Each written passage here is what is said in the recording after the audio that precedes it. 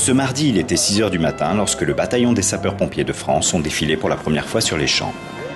Cette séance d'entraînement, permettant de prendre connaissance des lieux, était plus que jamais chargée en émotions. En effet, fouler du pied au pas cadencé les pavés de la plus belle avenue du monde représente pour les hommes et les femmes qui composent le bataillon un immense honneur chargé d'une grande émotion, même s'il ne s'agit que d'une simple répétition, un avant-goût de ce qui se passera samedi prochain. La séance est un succès. Le bataillon descend à l'unisson dans le respect du rythme, des distances et des alignements.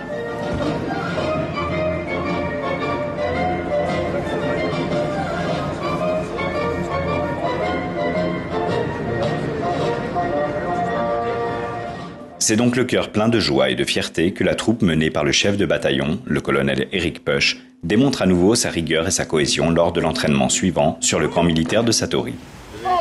Pousse-toi, Benoît.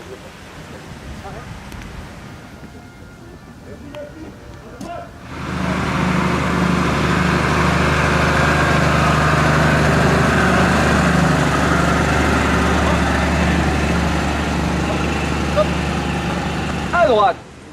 Droite. Attends l'ordre pour tourner.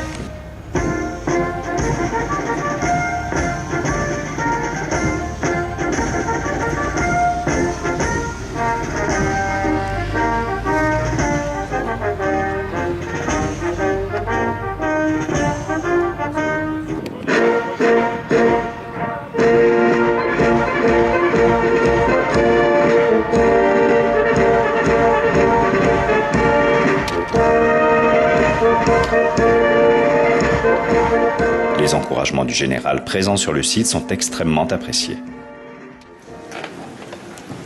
Je suis un peu embêté parce que si vous lissez bien, vous n'allez plus faire d'efforts, et si vous lissez mal, je mentirai. Donc c'est correct. Hein. De manière générale, je trouve que c'est moins hoqueteux pour un deuxième jour que les autres années. Hein, de retour sur le campus d'HEC, les sapeurs-pompiers de France vont pouvoir profiter d'un après-midi libre bien mérité, qui sera pour la plupart d'entre eux consacré à la détente et au repos.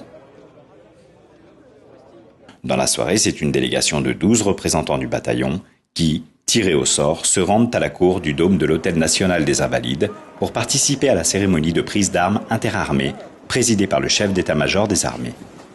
Un cocktail dînatoire, organisé ensuite par le gouverneur militaire de Paris, permet à nos 12 sapeurs-pompiers territoriaux d'échanger avec les différents corps de l'armée française, tous représentés à cette soirée.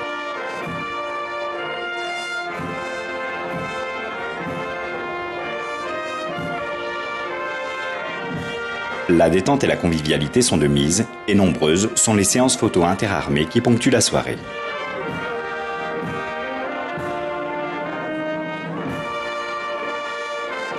C'est donc de nuit, sous les splendides lumières de Paris, que le retour au campus est effectué. Il est 7 h. La journée commence comme de coutume par l'entraînement à Satory. On peaufine les détails et apportons encore quelques légères améliorations.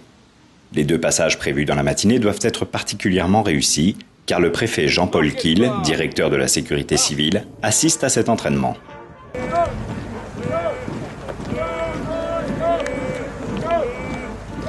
L'homogénéité du groupe et l'esthétisme de l'ensemble relevé par le général donnent au colonel Peuch un sentiment de fierté vis-à-vis de sa troupe et encourage son bataillon à continuer l'effort. Je vous ai dit tout à l'heure que j'allais vérifier à la vidéo si les compliments que je vous avais faits sur une simple impression étaient vrais.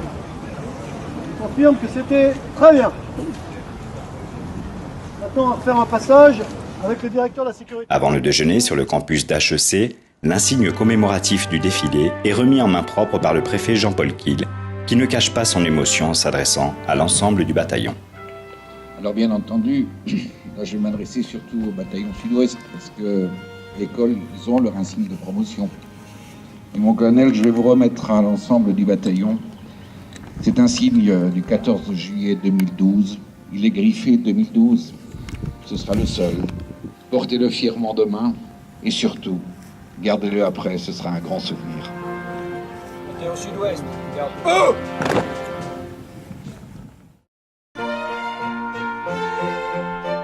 Enfin, l'après-midi est placé sous le signe de la culture et de l'histoire, avec la visite du château de Versailles et de ses fabuleux jardins.